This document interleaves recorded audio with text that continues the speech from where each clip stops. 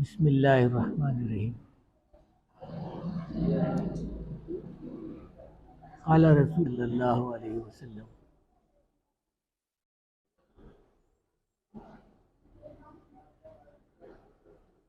अला अबू सईद खुदरी रज़ियल्लाहु तआला अन्हु क़ाल,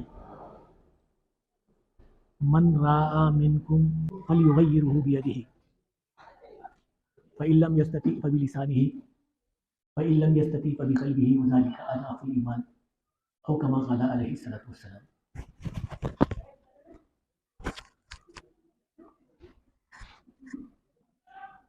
बुजुर्गान मोहतरम और सामाईन किराम,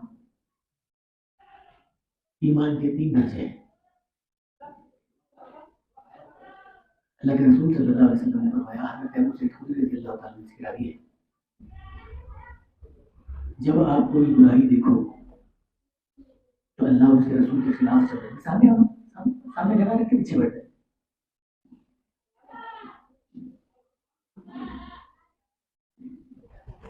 तो कहा, जब कोई बुराई देखो शरा और अल्लाह के रसूल के खिलाफ, तो ईमान वाले का पहला ईमान यह है कि उसको अपने हासिल हो। मसलन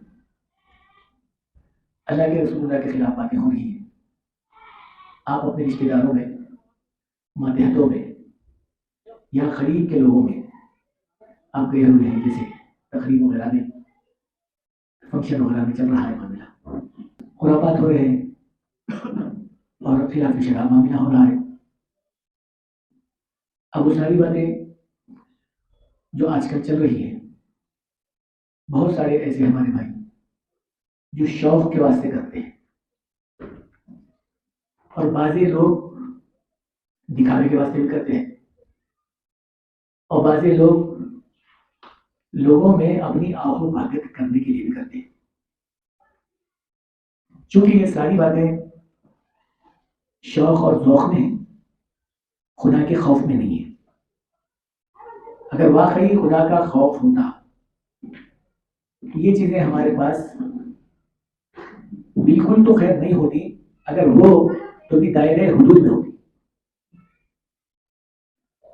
किसी जगह पर कोई तकरीब हो रही हो, कोई हजरात आने जाने वाले हजरात अपने कुछ ख्वाहिशात का मुतालिबा कर रहे हो, ये गलत बात नहीं है कि कोई ख्वाहिशात के मुतालिबात करे या उस पर आदमी थोड़ा सा आगे बढ़कर काम करे जो हुदूद के तहत, लेकिन इतना खिलाफ करे कि देखने वाले को भी उसका मामला गलत मालूम हो, अच्छा मालूम ना हो, और फिर अल्लाह और अल्लाह के रसूल के खिलाफ मामला चल रहा हो, तो ये दीनदार लोगों को ये नाकाबिले बर्दाश्त होती है। उसमें अक्सर और बेशतर लोग जो दीन पर अमल करने वाले हजरात हैं, वो या तो बोल देते हैं कि भाई ये मुनासिब बात नहीं है, ऐसा प्रोग्राम चल रहा है नाचने गाने का, यहीं पर एक शादी हुई, हमको भी मजबूर किया गया, बहुत सारे लोग गए। अब बेचारे उम्रा भी करके आए, बल्कि हज भी करके आए और शादी में गाने का प्रोग्राम रखे, और फिर नाचना गाना तो खैर अपनी जगह पर है ही। शुरू हुआ प्रोग्राम। अब उसमें से चंद हजरात जो मुनासिब नहीं समझ रहे थे, आहिस्ता आहिस्ता उठकर जाने लगे। अब क्योंकि मेरे बाजू में एक साहब बैठे हुए थे, वो जो खास आदमी थे उनके, और मेरे बोला ना, मैं आपसे अगर यूँ कहूँ कि ये प्रोग्राम इन्होंने किए, बच्चे कर रहे हैं, मतलब बच्चे तो कर रहे होंगे, लेकिन तुम भी बच्चों के बराबर हो गए और खर्च भी तो बच्चों ही का है, आपका ही है, और शरीक भी आप गुनाहों के अंदर वो बराबर है। क्या इससे आप लोगों को हासिल है? क्या आने वाले हजरात आपको शाबाशी देंगे, बहुत अच्छा काम किया आपने? मैं समझता हूँ कि शायद इसमें से 95% लोग हजरात, चूंकि इतना जोर से आवाज और इतनी ज्यादा वो चीजों की आवाज है, इससे कान फटे जा रहे थे, और अजीब अजीब नमूने के लोग वहां पर बैठे हुए, अजीब अजीब नमूने के जो है आवाजें निकाल रहे हैं। तो कहा, कोई भी शायद, मैं समझता हूँ अच्छा तो नहीं बताया जिसको वो लोग कर रहे थे। फिर बाद में मालूम हुआ कि सबसे ज्यादा पैसा उसके अंदर लगाया गया। जाहिर बात है आजकल के जो आलात है ये खुराफात में बहुत ज्यादा पैसे लगता है। जैसा जिस तरह वीडियो कहा जा रहा है, फोटो कहा जा रहा है, तस्वीरें कही जा रही है और बहुत सारी चीजें हैं इसमें। इससे कोई खास फायदा तो है नहीं सिवाय गुनाह के और फिर शोहरतबाजी के। अब इसके साथ साथ मामला यह है कि भाई सामने वाला आदमी इसको अच्छा भी बताए, इसलिए भी कोई बात मसला नहीं है। तो कहा ऐसे वक्त में अगर हम अपने साथी या अपने करीब के आदमी को जिससे हम कह सकते हैं, जिसकी बात का असर उसके ऊपर हो सकता है कि भाई ये मुनासिब नहीं है, ये काम नहीं करना चाहिए, क्योंकि गाना बजाना, नाचना, देखना, सुनना ये सब आराम। जो काम मस्जिद में होता है वो काम हर जगह तुम कर सकते हैं। क्या भाई मस्जिद में गाना बजाना होगा? कोई भी अकलमंद, कोई भी समझदार इसको नहीं करेगा। ताकि मस्जिद अल्लाह का घर है, यहाँ पर ऐसी चीजें, खुराफात वाली चीजें, गलत चीजें, ये नामुनासिब बात है। एक बार पहले एक स्टेज पर बैठा हुआ था मैं, मौलाना नवाजुर रहमान, मुफ्ती नवाजुर रहमान साहब का बयान। जैसा ही बयान करने के लिए बात कर बैठे या बैठने वाले थे, सबके लोग थे, बोले अल्लाह के बंदे तेरा आना बेटा हमारे लिए बेइज्जती का सबब बनता है, पहले तू यहाँ से चले जा। तो मेरे बुजुर्गों दोस्तों, अगर हम अपने इस रसूख से इस बात को कह सकते हैं, इस बुराई को रोक सकते हैं, तो हाथ से रोके। इसी को कहा अल्लाह के रसूल सल्लल्लाहु अलैहि वसल्लम ने, मन जब देखो तुम अपनी आंखों से बुराई, फलयुगय्यिरहु बियदिही, अपने हाथ से रोको।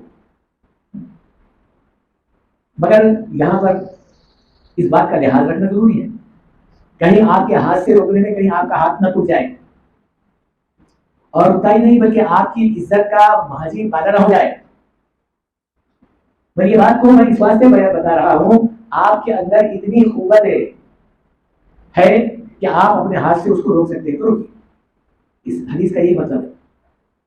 अगर इतना नहीं है, फलयुगय्यिरहु बियदिही फइन लम यस्तति, अगर तुम्हारे अंदर की ताकत नहीं, या हालात को देखो, अंदेशा है इस बात का कि भाई आपस में बातें कुछ नाकहानी हो जाएंगी, झगड़े फसादात हो जाएंगे, तू कौन है रोकने वाला, तू कौन है बोलने वाला।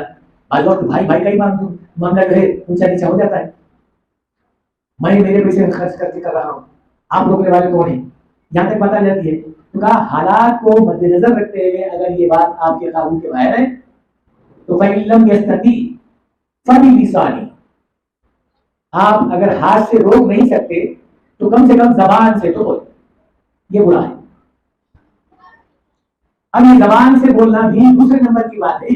पहले नंबर की बात तो हाथ से रोकने की है, शरा के खिलाफ, खुदा के खिलाफ, नबी के और रसूल के खिलाफ जो काम हो रहा है और आप देखकर खामोश बैठे हुए हैं, यह आपके ईमान का बिल्कुल मामला खातिमे का है। यूं समझिए, दूसरे मानों में मुर्दे के सामने ढोल बजाने से कोई फायदा थोड़ी है। जैसा उम्मन बोलते ना, भैंस के सामने बयान बजाए, भैंस सिवाय मुंडी हलाने की कुछ नहीं करेगी। आप ईमान वालों के सामने अगर कोई गैर कानूनी मामला हो रहा हो और देखकर आपका खामोश बैठना, ये कहां तक सही है? तो मालूम यह होता है कि आपका ईमान बिल्कुल खातिमे पर है। इतना भी नहीं बोल सकते आप कि भाई ये मुनासिब नहीं है। तो अब यहां पर अल्लाह के रसूल सल्लल्लाहु अलैहि वसल्लम ने फरमाया फइल्लम यस्तती फबिलिसानी, अब आप जबान से तो कम से कम रोकना चाहिए। ये नंबर दूसरा है। और नंबर तीसरा, अगर इतना भी आप वो बोले जिसकी वजह से फिर भी कुछ अंदेशा है आपस में बैर आने का और लोगों में इंतशार होने का, झगड़ा और फसाद होने का, तो फइल्लम यस्तती फबिक़ल्बिही, दिल में तो कम से कम बुरा समझना चाहिए। जो आदमी बुराई को बुराई समझता है फिर उसको शिरकत नहीं करता। क्या भाई किसी जगह पर गंदी चीजें पड़ी हुई हो, ताफुन उसके अंदर से सड़ान वो आ रही हो, कोई शरीफ नफ्स आदमी वहां ठहर कर थोड़ी देर, अरे भाई जरा अच्छा दिख रहा है, थोड़ी देर ठहरो, क्या ये शरीफ नफ्स के काम है? वो बोलेगा कि भाई ये गंदी जगह है, गली जगह है, बदबू आ रही है, यहाँ से जितना जल्द हो सके निकल जाना चाहिए। अगर हो सका तो अपनी दस्ती निकालकर नाक को लगाकर बोलेगा ये जगह पर ठहरना भी मुनासिब है। तो जो आदमी अपने दिल में बुरा समझे किसी चीज को जो अल्लाह और उसके रसूल के खिलाफ हो, वो तो वह शिरकत नहीं करेगा। वो शिरकत करने का क्या मतलब हुआ? शिरकत करने का मतलब यह हुआ, खामोश रहने का मतलब यह हुआ, हम भी बराबर है तुम्हारे शरीक, हम भी तुम्हारे बराबर है। तुम जैसा अपने गैर जरूरी कामों से अल्लाह उसके रसूल को नाराज कर रहे हो, तो हम भी तुम्हारे बराबर में है, कोई फर्क नहीं तुम में और हमारे में, तुम भी बराबर है, हम भी बराबर है। ये बात अलग है कि तुम बजा रहे हो, नाच रहे हो, गा रहे हो, और वो तुम्हारा नाचना, गाना, बजाना हम सुन रहे, दोनों बराबर है। क्या फर्क पड़ने वाला है? क्यों फरमाया, जिस चीज को रसूल करीम सल्लल्लाहु अलैहि वसल्लम खत्म करने के लिए दुनिया में आए थे, मिटाने के लिए आए थे, उसको बिल्कुल नीस्त नाबूद करने के लिए आए थे, वो चीजें हम इजाद करना तो नहीं है, लेकिन करने वालों में शरीक होना भी तो क्या कम है? ये भी तो कोई मामूली बात थोड़ी है। हम भी बराबर के शरीक हो गए उसके अंदर। हजरत मसऊद रज़ी अल्लाह ताला जो हुजूर अकरम सल्लल्लाहु अलैहि वसल्लम के खास सहाबी रसूल हैं, रास्ते से जा रहे हैं, एक जगह गाने की आवाज आ रही। ये गाना हमारे जैसा नहीं था, जैसा हिंदुस्तानी या उर्दू या हिंदी का गाना है और ऐसा जो है साजबाज गाना वगैरह, ये अरबस्तान का गाना है। ये अक्सर बेशतर गाना भी समझ में नहीं आता, ये भी अपने धुन में होता है। जहां साज और बाज सारंगी के साथ गाना गा रहा था या राग चला रहा था, तो लोग ठहर कर उसकी राग को सुन रहे थे। उसका नाम आया है जाजान, वो गाने वाले का नाम है।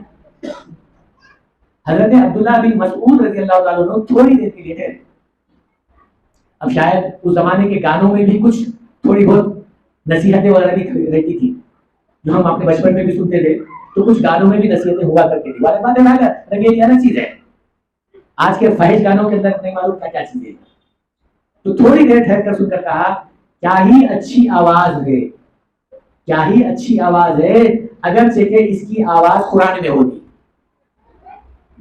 क्या ही अच्छी आवाज है कि क्या ही इसकी आवाज कुरान में होती है, यानी शरअ में होती, हदीस में होती। ये कहते हुए अपना चेहरे के ऊपर कपड़ा डाल दिया, यानी चेहरे रुमाल डाल लेकर वहां से आहिस्ता से निकल गया। अच्छा, ये मंजर वो जाजान दिख रहा था, क्योंकि बहुत बड़े सहाबी थे, अल्लाह के रसूल सल्लल्लाहु अलैहि वसल्लम के मुखरिबीन में से थे। जैसा जाते हुए देखा तो बहुत सारे लोग के पीछे पीछे चले गए। जैसा उन्होंने चले गए तो इसका गाना बंद कर दिया। पूछा कि भाई ये कौन थे? तो कहा अब्दुल्ला बिन मसऊद रज़ी अल्लाह ताला अन्हु, जो रसूल सल्लल्लाहु अलैहि वसल्लम के मखसूस सहाबी। कहने लगे भाई क्या बात है? कहा कि तेरी आवाज को सुनने के लिए थोड़ी देर ठहरे और ये अल्फाज बोले क्या ही अच्छा होता है कि कुरान की आवाज में होता। ये कहते हुए अपना कपड़ा चेहरे बर्दाश्त कर निकल गए। कहा कि मेरी आवाज से नाराज हो गए? तो कहने वाले कहा हाँ नाराज तो हुए, इसलिए तो वापस चले गए। फौरन वो आला जो था, ये सारंगी था या क्या भी था, साजो बाज जो भी था, उसी वक्त में पटक कर तोड़ दिया। सीधा हजरत के पीछे कहा कि हजरत माफ कीजिएगा, मैंने तुमको बहुत तकलीफ दिया, मैं गलती का एहसास भी करता हूं और आइंदा से ना करने का वादा भी करता हूं। तो मेरे बुजुर्गों दोस्तों, हमारे असलाफ, हमारे बुजुर्ग हजरात इन चीजों का पूरी तरीके से अमल करते थे कि कोई बुराई देखते तो पहले हाथ से रोकने की कोशिश करते थे, अगर नहीं तो जबान से, अगर ये भी नहीं है तो कम से कम दिल से उसका जो है इनकार करते थे और यूं कहते थे कि ये बात हमारे लिए नामुनासिब है, जो अल्लाह और उसके रसूल के खिलाफ चल रही है। दिल्ली में मौलाना जियाउद्दीन साहब काजी उल खजात थे, सदर काजी दिल्ली के। अब आप नाम सुने होंगे हजरत निजामुद्दीन औलिया रहमतुल्लाह अलैह के, अक्सर बेशतर इसमें से बहुत सारे लोग वहां पर गए हुए थे। बहुत बड़ी दरगाह है, निजामुद्दीन औलिया रहमतुल्लाह अलैह बहुत माने हुए अल्लाह वाले हैं, उन्हीं के नाम से वो पूरी बस्ती कायम है और दोनों एक दूसरे के बहुत ही ज्यादा करीब बल्कि दोस्त थे। हजरत निजामुद्दीन औलिया रहमतुल्लाह अलैह चूंकि सूफी किस्म के आदमी थे और हजरत जियाउद्दीन साहब रहमतुल्लाह अलैह काजी खदात शरा के पाबंद थे।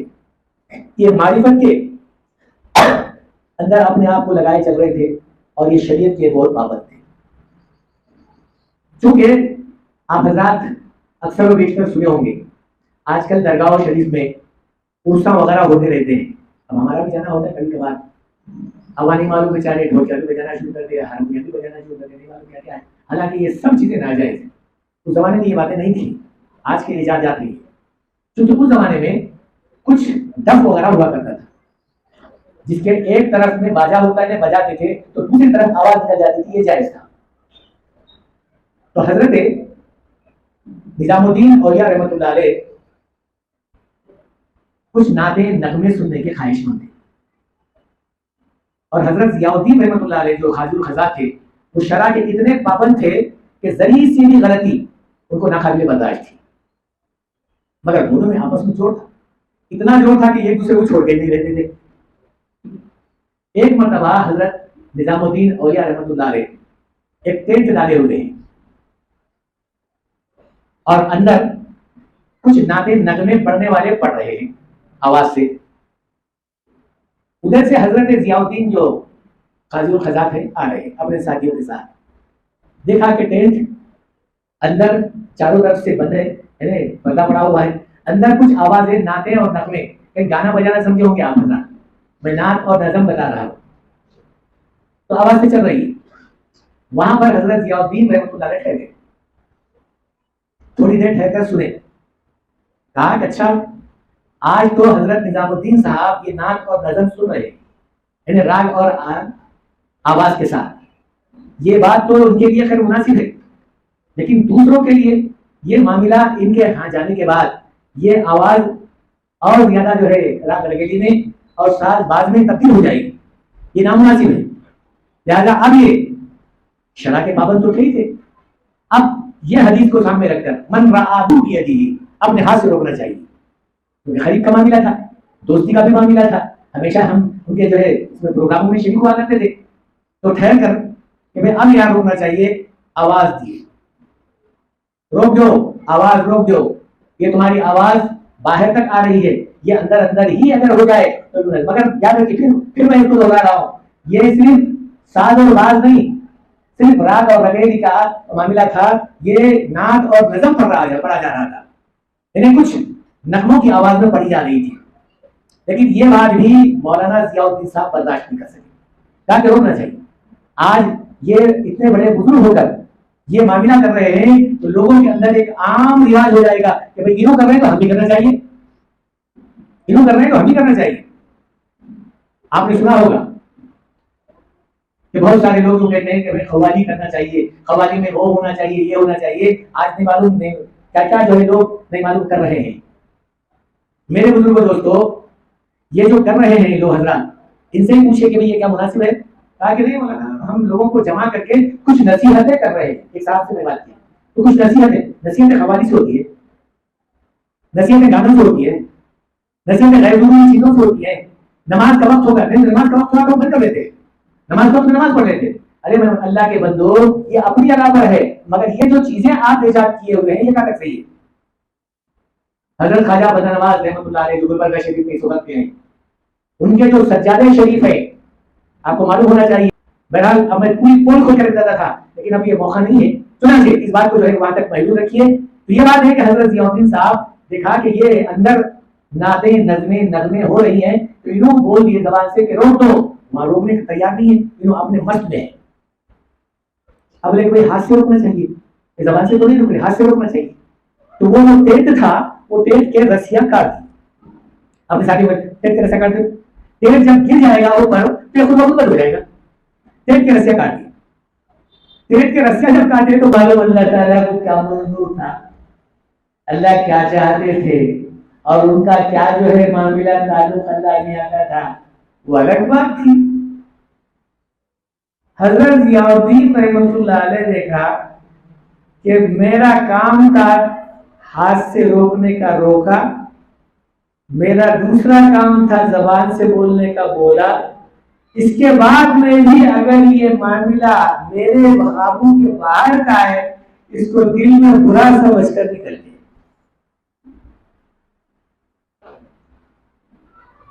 काफी जमाने तक, काफी दिन तक हजरत के महफिल में, प्रोग्रामों में शरीक नहीं हुए।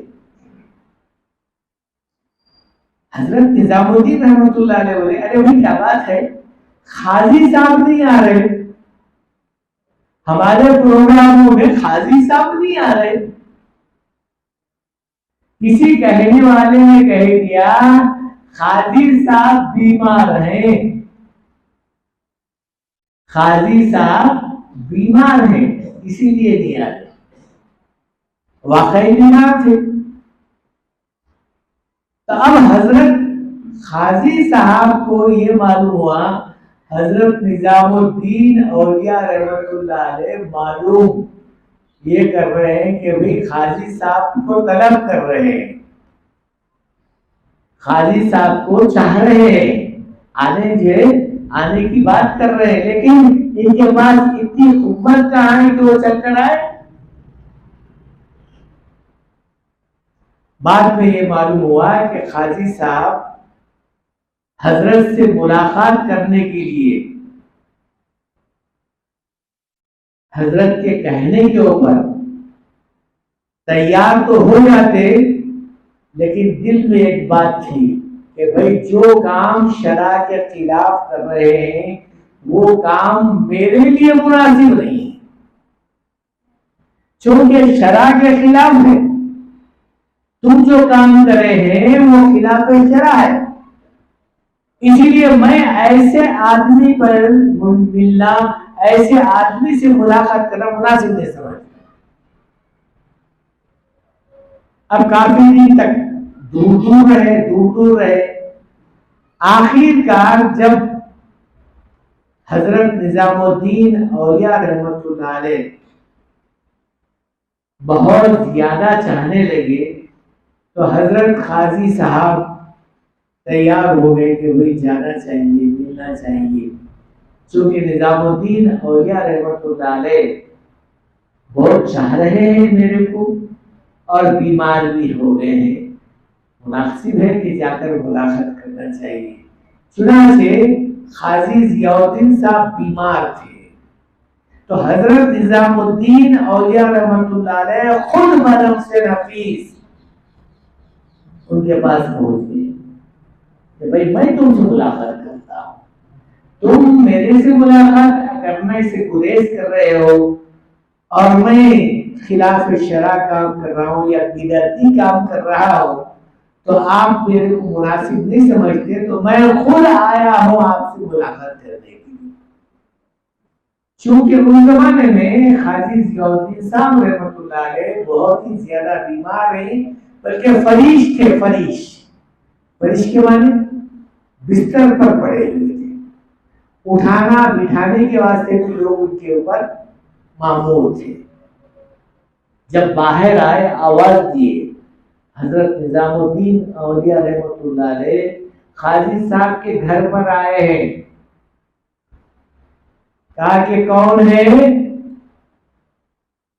तो कहा निजामुद्दीन। बोलो कि तुम्हारे दोस्त निजामुद्दीन आए हुए हैं आपसे मुलाकात करने के लिए। फौरन खाजी साहब अंदर से चिट्ठी लिखकर या किसी दरबान के जरिए से बोलकर भेजाए, मैं ऐसे बिदअती का चेहरा भी देखना नहीं चाहता जो खुदा और उसके रसूल के खिलाफ काम करता है। मैं ऐसे लोग आदमी का चेहरा भी देखना नहीं चाहता। बात करना बहुत दूर की बात है, बहुत मुलाकात करना बहुत दूर की बात है, मैं तो चेहरा भी देखना नहीं चाहता। बोल चले जाओ वापस। ये दोस्ती अपनी जगह पर, दोस्ती हमारी, ताल्लुक हमारा सिर्फ अल्लाह के वास्ते था, शरा के मुआफिक था, खुदा और उसके रसूल के कहने के मुआफिक था। अगर आप खिलाफ शरा काम कर रहे हैं, मैं मुनासिब नहीं समझता कि मैं आपसे मुलाकात करूं। मैं ऐसे बिदअती का चेहरा देखना नहीं चाहता।